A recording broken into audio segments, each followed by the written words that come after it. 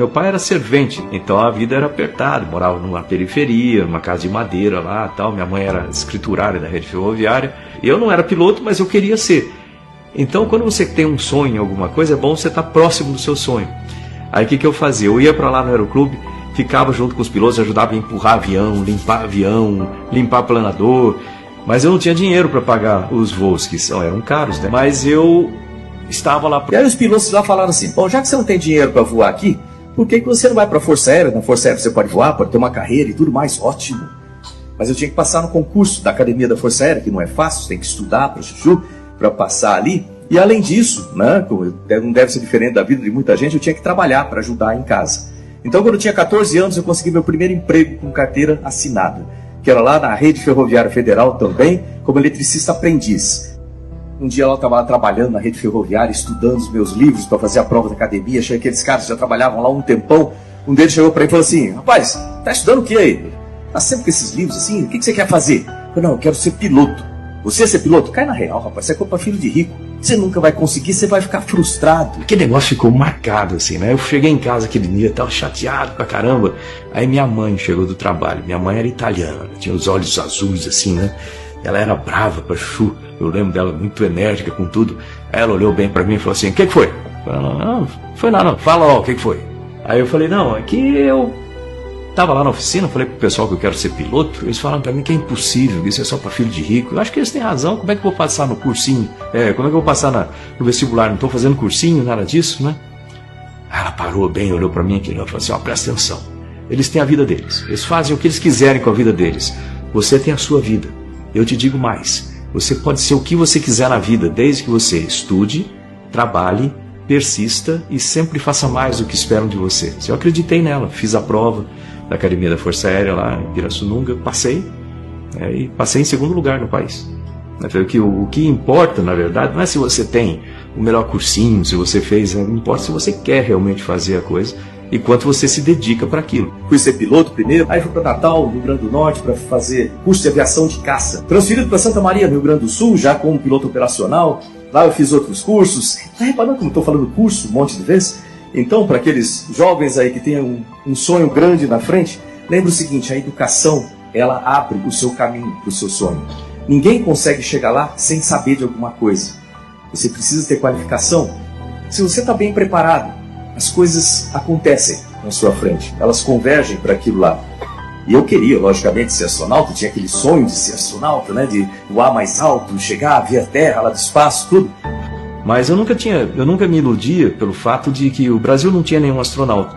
O programa espacial não tinha absolutamente nenhuma ideia de astronauta. A única maneira seria se eu fosse americano, eu sou brasileiro. Então não tinha condições de fazer isso, mas mantinha lá na frente. Aí vem aquelas coisas, acabam se juntando. Aí eu fui para a Força Aérea Americana. Na Força Aérea Americana voltei ao Brasil, voei com a Rússia. Voltei, aí eu falei: pô, eu preciso agora incrementar a minha parte acadêmica de novo. Aí fui fazer um mestrado em que? Otimização de trajetórias orbitais, já para começar a alinhar mais os processos ali. Nessa época, aí que vem a coisa. O Brasil entrou no programa da Estação Espacial Internacional. De repente chega essa situação. Falei: agora eu posso, né?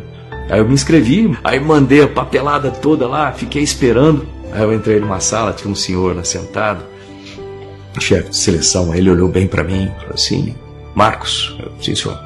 Pontes. Sim, senhor. Marcos Pontes. Sim, senhor. Você foi o escolhido. Você foi o selecionado como astronauta para representar o Brasil no programa da Estação Espacial Internacional com outros 15 países. Você, se aceitar, pode ser o primeiro astronauta da história do país. Uma missão pelo país e para o país, levar a bandeira do Brasil pela primeira vez ao espaço, nas mãos de um brasileiro.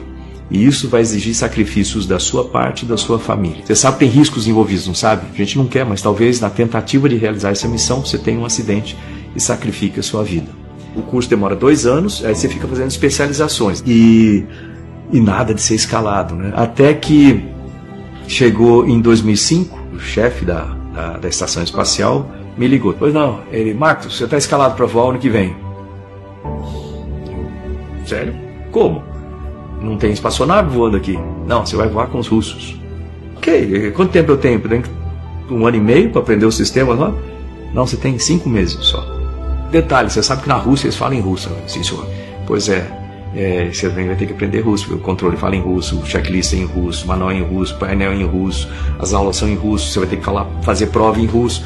Então, você tem os primeiros 3 meses que aprender russo, em paralelo, com os 5 meses que você tem que aprender tudo. Então, eu falei, pô, é um desafio e tanto. E nessa época também, o meu filho, o Fábio, ele teve um diagnóstico de câncer no sistema linfático. Foi uma época difícil para a Chu, eu tinha o maior desafio da minha vida, profissionalmente, e o maior desafio da minha vida pessoal também. Aí você vai ter que enfrentar isso aí. Então, o meu filho mesmo falou assim, pô, você tem 200 milhões de pessoas esperando que você cumpra essa missão. Bem, eu sou um deles. Foi assim que eu fui lá para Zvyozny Garadok, Cidade das Estrelas, para fazer o treinamento. Ok, passa todos os testes, exames médicos, aquela coisa toda. Aí pronto para voar. Aí a família foi para lá no último dia. E os russos, o jeitão deles, falaram assim, Marcos, sua família está aqui no quarto 232. Você tem 30 minutos, meia hora, para dizer adeus para sua família. Eu lembro que eles entraram na sala, a enfermeira olhando no relógio. Eu não sabia o que falar para eles. O que você falaria para os seus filhos se você tivesse 30 minutos para se despedir deles? Você não sabe o que falar, já não se prepara para esse tipo de coisa. Então, quando eles saíram do hospital assim, aquele momento foi o momento mais crítico para mim. Podia ser a última vez que eu estava vendo os 3, né? No dia seguinte eu estava sentado no topo do foguete lá, esperando para decolar. Começa a decolagem, assim, em 9 minutos você vai estar no espaço. Você vai sair do zero, vai chegar a 25 mil km por hora, vai sair do zero, chegar a 200 km de altitude. Eu tirei as luvas, ficaram flutuando assim na minha frente. Aquele é o momento que eu estava realizando o meu sonho. E assim, eu cheguei aqui. E para mim era aquele momento ali. Aí eu olhei na janelinha, vi aquele planeta azul, lindo assim. A primeira coisa que eu pensei quando eu cheguei ali, eu lembrei lá atrás, naquele dia que eu estava na oficina, falando com os meus amigos lá que eu queria ser piloto, eles lá para mim falaram, pô, isso é impossível para você, isso é coisa para filho de rico, rapaz.